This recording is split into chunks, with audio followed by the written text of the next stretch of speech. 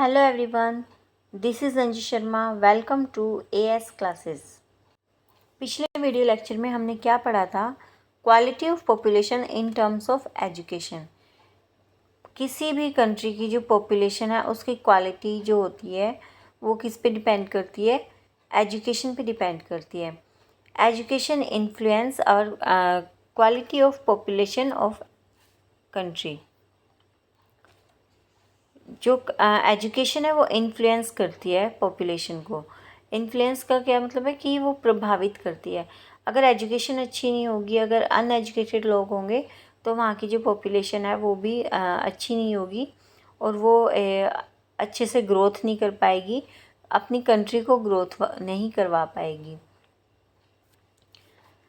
अब now we are going to study about quality of population in terms of health.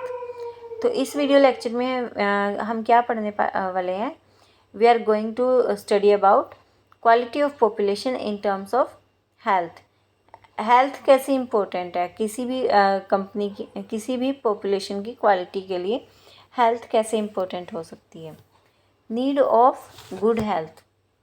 Good health की importance क्या है, उसकी need क्या है?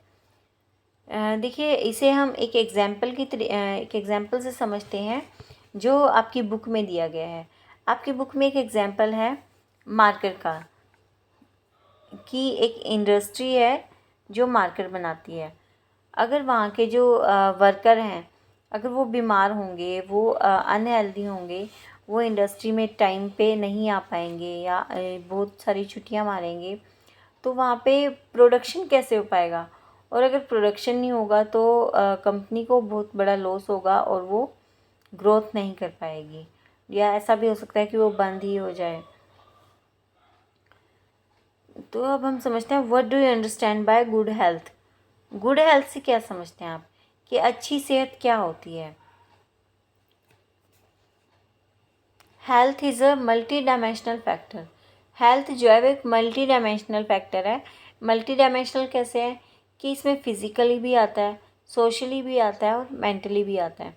मतलब ये नहीं है कि आप 6 पैक्स बना लो या आप बहुत ज़्यादा दुबले पतले हो जाओ या आप थोड़े ज़्यादा हेल्दी हो जाओ, ऐसा नहीं होता. हेल्थ का मतलब होता है कि आप तीनों चारों तरीक़ों से एकदम हेल्दी रहें, खुश रहें. Health is an indispensable basis for realising one's wellbeing.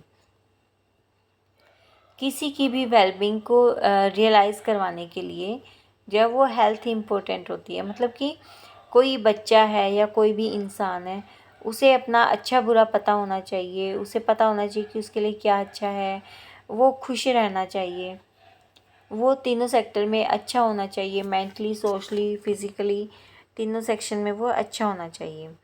Henceforth, improvement in the health status of the population has been the priority of the country.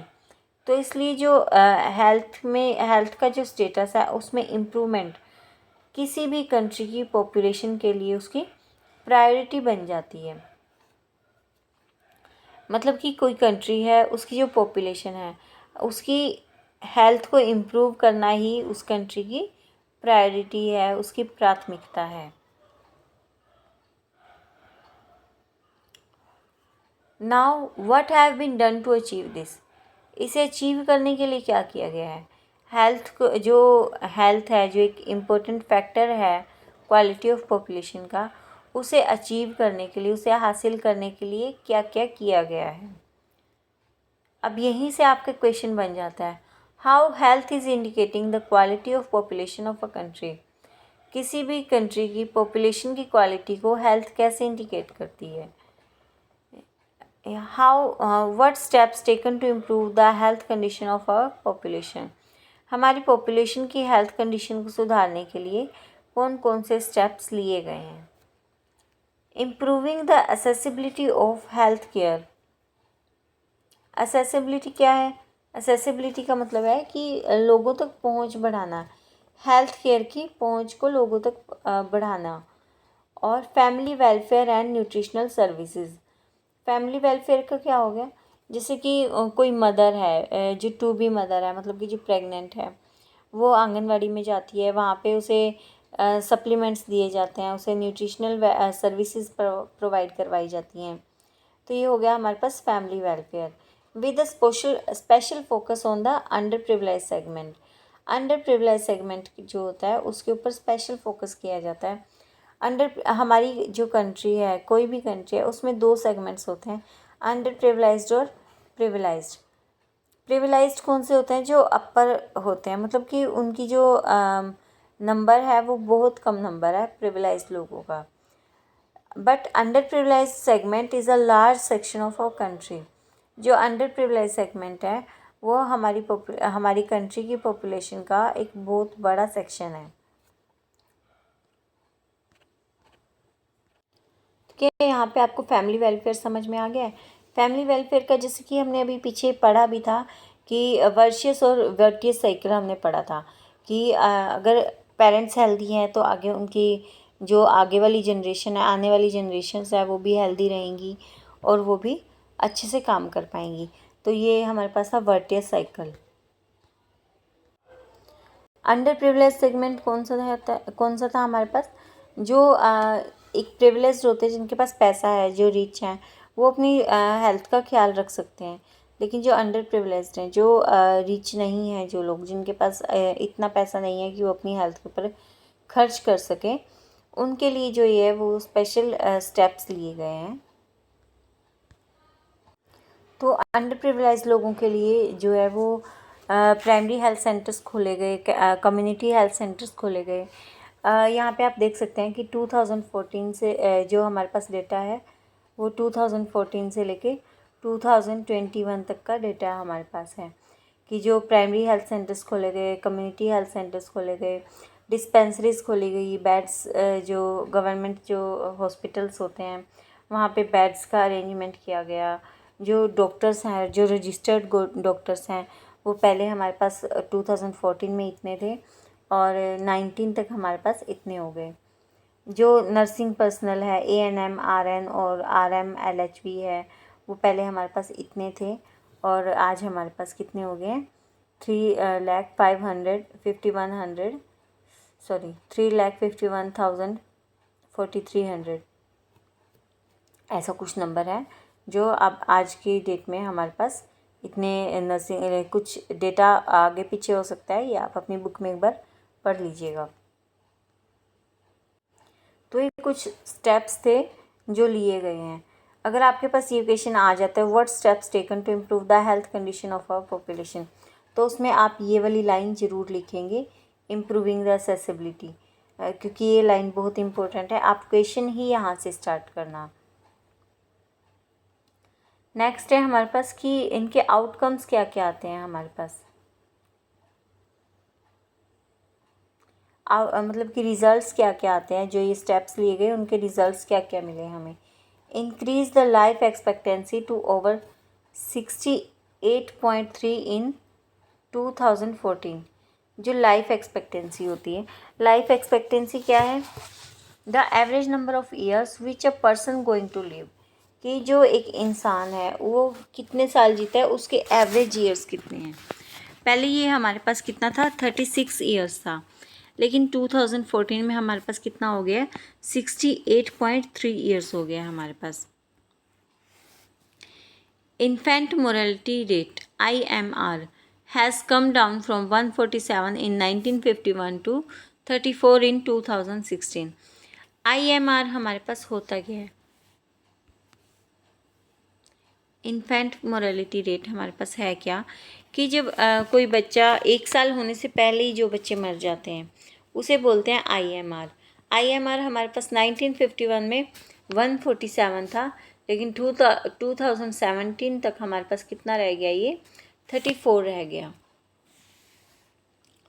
Crude birth rate have drop to 20. अब जो crude birth rate है यहाँ पे वो drop हुआ है 20.4 तक। अब ये ऐसा नहीं है कि कोई खुश होने कि आप कहोगे कि ये तो बर्थ हो रहे हैं, आप खुश हो रहे हो, बर्थ ड्रॉप आउट हुए हैं, आप खुश हो रहे हो, लेकिन ऐसा नहीं है।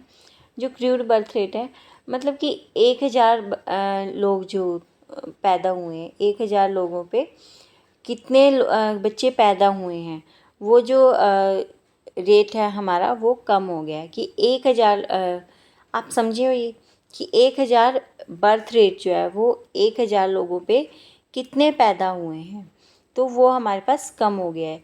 Death rates to 6.4 within the same duration of time.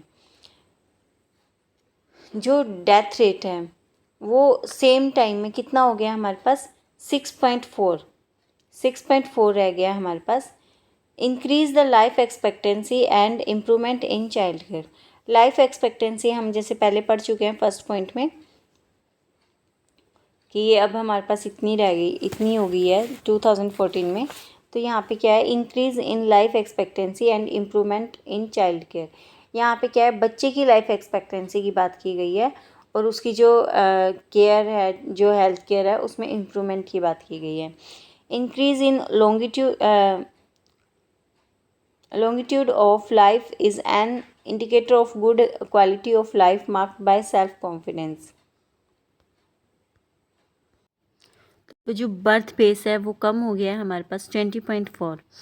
जो डेथ रेट है वो भी कम हो गया है 6.4 हो गए हैं। कि अब जो डेथ रेट कम होने का मतलब क्या है कि हमारी यहाँ जो हेल्थ सिस्टम है उसमें इम्प्रूवमेंट हुई है। Increase in life expectancy and improvement in child care. Life expectancy बढ़ी है और जो चाइल्ड केयर है उसमें इम्प्रूवमेंट हुई है। मतलब कि जब बच्चे की बचपन से ही अच्छे से देखभाल हो जाएगी तो उसकी वो ज़्यादा टाइम जिंदा भी रह पाएगा। Increase in longevity of life is an indicator of good quality of life marked by self confidence. मतलब कि जब वो लंबा जी पाएगा, जब उसकी एज ज़्यादा बढ़ जाएगी, तो ये क्या है, किसका इंडिकेटर है? गुड क्वालिटी का इंडिकेटर है, जो कि सेल्फ कॉन्फिडेंस से जो लाइफ मार्क जो होती है हमारी, उसका एक इंडिकेटर है। Protection of children from infection, ensuring the nutrition of both the mother and the child care. जो बच्चा है उसकी इन्फेक्शन से प्रोटेक्शन की गई और जो मदर और चाइल्ड हैं दोनों, उनको इंश्योर किया गया कि उन्हें अच्छे से न्यूट्रिशन वैल्यूज़ मिल पाए और बच्चे की अच्छे से देखभाल हो पाए। तो ये तो हमारे पास कुछ स्टेप्स थे। अगर हमारे पास आ जाता है कि हमने क्या क्या स्टेप्स लिए और उसके क्या क्या आउटकम्स आए, तो ये हमारे पास कुछ आउटकम्स थे उनके। अब हम पढ़ेंगे कि चैलेंजेस क्या क्या आए हमारे पास।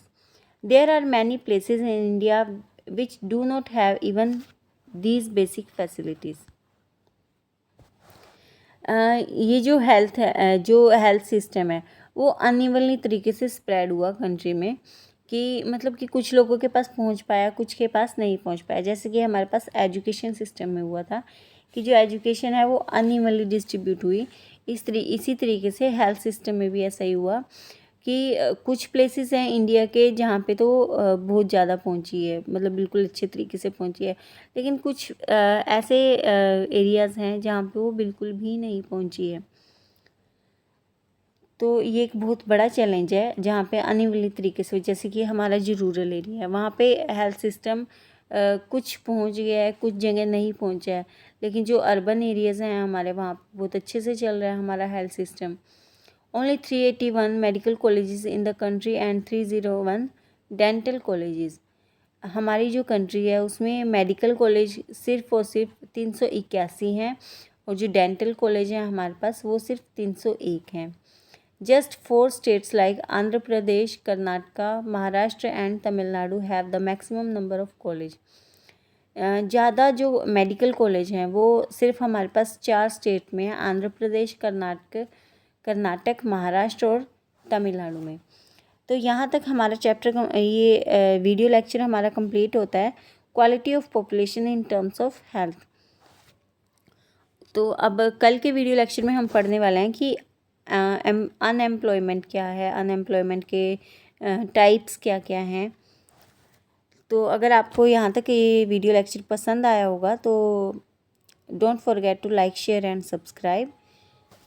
Stay connected, keep learning. Thank you. Bye bye.